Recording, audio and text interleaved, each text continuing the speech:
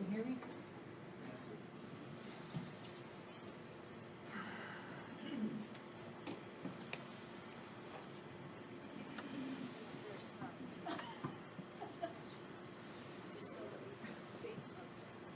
All right, so what did you, can you hear me now? What did you think about that movie? Well, a little bit eye-opening, right? I would say. I wonder, it sounds so weird. Okay. All right, well, what I really want to do at this point is go over a few facts, and then I'm going to turn it over to Lauren, and then I'll get back and talk to you a little bit at the end. Well, one thing I want you to know is that human sex trafficking is a modern-day form of slavery. It truly is. Slavery is not dead. It just looks different today. And it's the fastest-growing criminal industry in the world. Each year, it estimates about $32 billion is made annually from this, and $9 billion of it occurs right here in the U.S. That's just, it makes you like sick to think about it, but it really is. It's all about the money. And the number 34, there is some significance to this because every hour there's 34 children taken into this horrific world of sex trafficking. So every hour, just think 34 children in the U.S. are taken into the life. And that's why we really need to step up, do something, and raise awareness, tell your friends, and do whatever we can about this. Children are enslaved by force, fraud, and coercion. The United States has become one of the top destinations in the world for sex trafficking, and New York is one of the top destinations in the United States. So, you know, we think that it doesn't happen right here, but it does. Our own state is one of the largest territories, and a lot of it has to do with the borders and things like that. But it's just, you know, it's just amazing. So there might be people in your own streets, people that, you know, in your own family that things are happening to and you don't even know.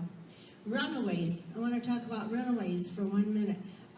1.7 million runaways are in the U.S. annually, and 1 in 3 children will be picked up by traffickers and forced into prostitution within 48 hours of being on the street. Because they don't have a place to go, people are watching, they notice that they're out there, and then they lure them in and say, I'll take care of you, why don't you come with me? And a lot of times the women are the ones that are doing this. Women are very, very involved in luring girls and even young boys into this life of trafficking. Kids in the foster system, once they age out of the foster system at age 18, then a lot of times they end up homeless, and then they end up being captured into this lifestyle. We have 2,000 homeless children right here in the Rochester City School District. 2,000 right here. It's amazing. And I've heard some like, ooh, back there. But it is true. So where are these kids laying their heads at night? In a car, in an abandoned building, things like that. They're going into the stores to wash up in the morning so they can go to school. And it's just a terrible, and they're doing things for survival sex, just so that they can survive, have food, and maybe a couch to sleep on. They couch surf and things like that. Victims of prior abuse. 1 in 5 American girls will be abused by the time they turn 18. And 50% of sheltered youth have been trafficked, and 70% of trafficked victims have been physically or sexually abused in their own homes. So our daughters, our granddaughters, our sisters are all vulnerable. Our brothers are too. Kids are especially susceptible to the deceptions and manipulation of traffickers. So we need to keep our eyes and ears open. The internet has made this just horrifying. It's one of the worst tools out there for people getting in touch, you know, older people getting in touch with younger ones. I'm sure you've seen Catfish and stuff like that, but this is a whole, it's all about trafficking. So I would just like you to know that we've had one of our very own interns who was approached at one of the Wegmans here about a month and a half ago, and a man was walking up and down the aisles, and he was telling her, "You're beautiful, would you come with me? I'd like to show you a great life. We can go to Miami." And he didn't want to take no for an answer, but she knew because she had, you know, she works in our organization, and she's educated. And he followed her out to her car and was trying to talk her into going with him in the parking lot. She got in her car and he was pulling up next to her, put the window down, and was trying to still coerce her into going. And we heard of 2 other people this week that we know the same type of thing has happened. And at the same Wegmans, another one yesterday, may or may not have been that situation, but it was really kind of strange. So you have to be careful wherever you go. So I just want you to, I'm going to turn this over to Lauren. Please give her your attention. And I just, you know, thank you again.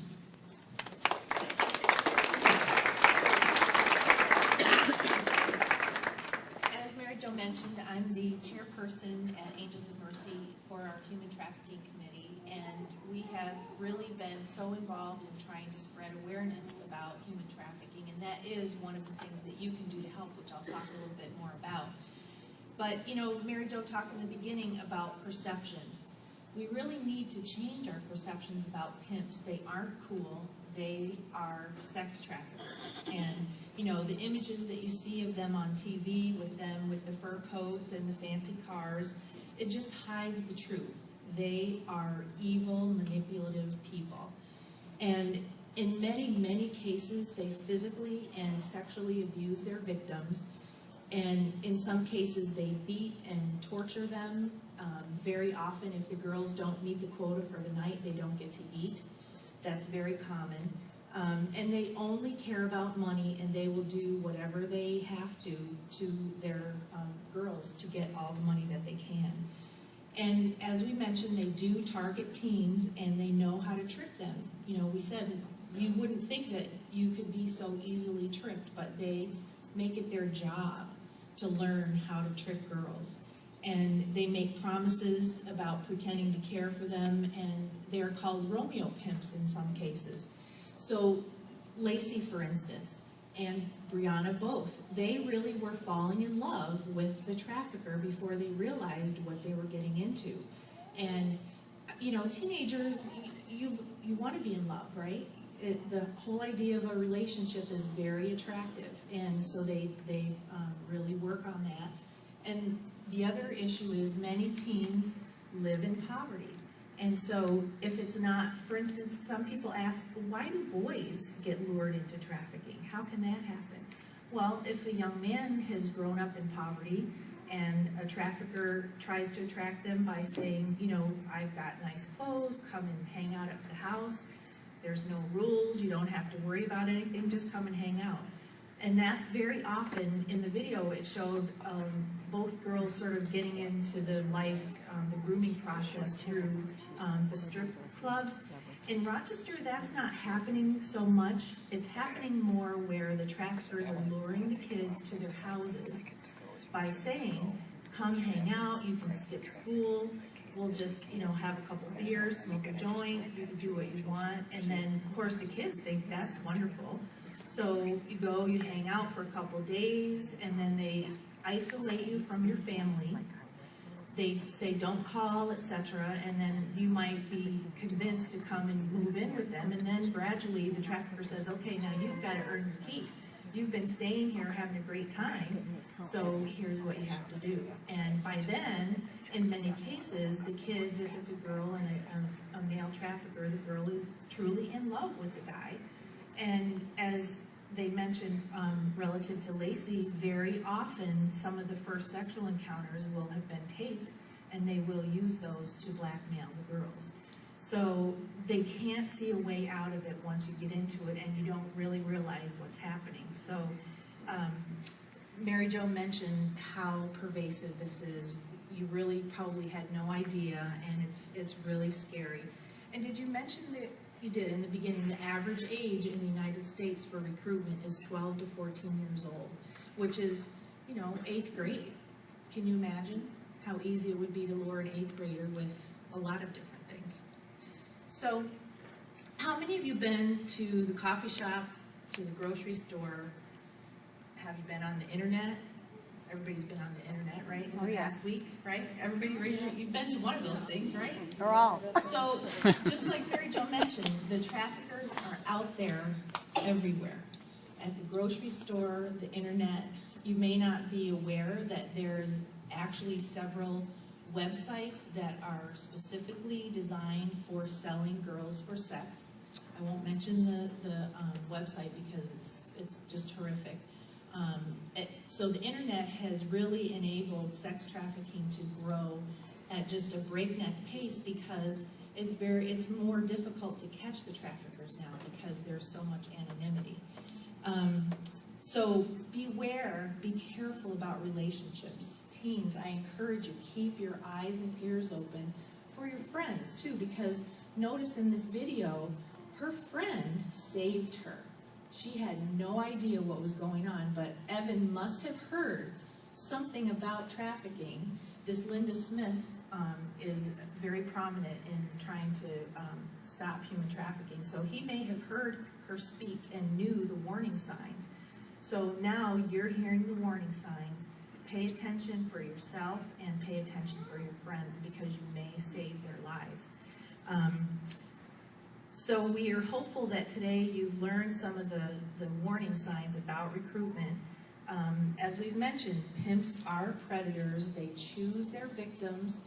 In some cases, as they chose Brianna. I think Lacey might have been a little more random, but once they identify you, they'll do whatever it takes over the course of time to lure you, right? And the other thing, Mary Jo mentioned that in some cases the traffickers are women, and in many cases women are working with the male traffickers. So hopefully you know now how to recognize that. They make promises that are too good to be true. They talk about travel the world. They talk about come and live with me, as we said. As they talked with Brianna, come and I can show you how to make a lot of money. And they will also, in many cases, buy expensive gifts to lure you, and then after you're with them, you know, there's no more expensive gifts.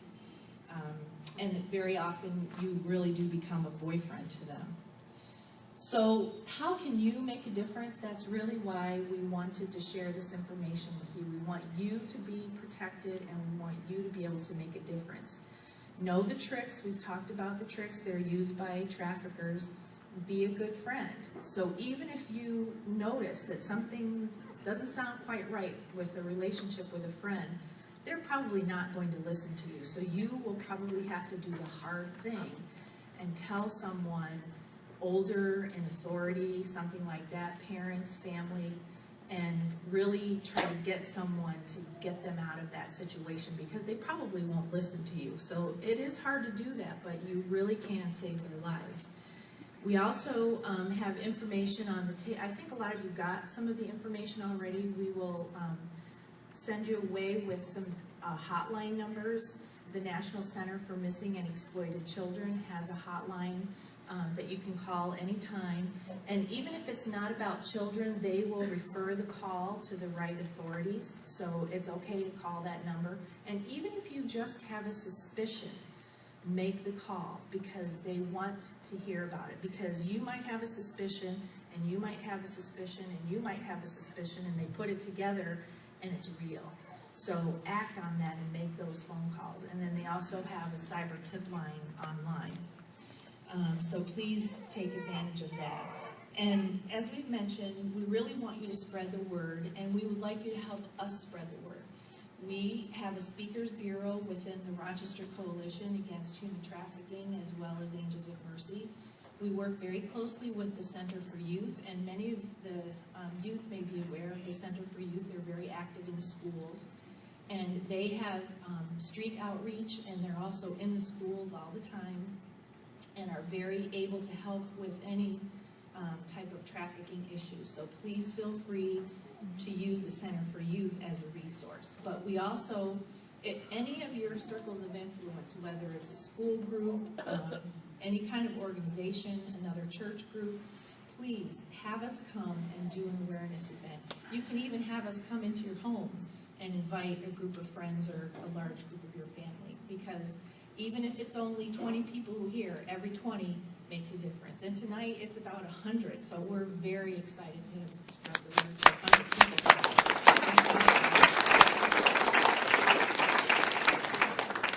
So awareness is the first step in engaging people to do something.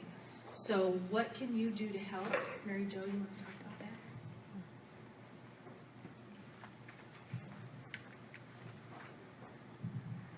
First of all, like Lauren said, we need to spread the word within our own circles of influence, our friends, our schools, and things like that. Talk to your sisters, brothers, nieces, friends, and make them aware of what's going on in their surroundings so that they can be smart about relationships. Share information about human trafficking through social media. Host a chosen screening. Angels of Mercy will be happy to present a human trafficking awareness at any time with any group or organization. That's what it's all about. And I believe, like Lauren said, you tell one person, that person tells another. Just this week alone, we've had several events and we've spoken to more than 373 people in 1 week. So it is really a topic that's in demand, and those people, if they tell someone, and then it just keeps going on and on and on. So we do welcome that. We do believe that awareness is the first step in engaging people to do something. And what can you do to make a difference? Well, join together with other agencies, as Lauren said. You can also join us as we're getting ready for our event that's coming up. I want you to know that there's only 220 beds right now dedicated to emergency shelter and restoration for minor sex trafficking victims in the entire U.S. Survivors of sex trafficking have very, very special needs, and they need to be trauma-informed care.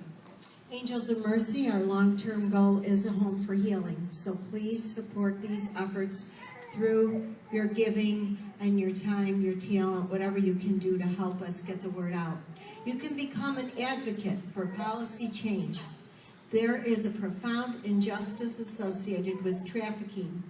Victims are often prosecuted, but penalties for trafficking are much less harsh than for drugs.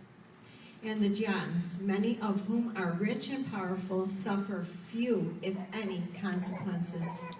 The New York State Trafficking Victim Justice and Protection Act, also called the TVJPA, aims to provide harsher penalties for traffickers and Johns, and declares that youth under 18 years of age that have been arrested for prostitution are victims in need of services.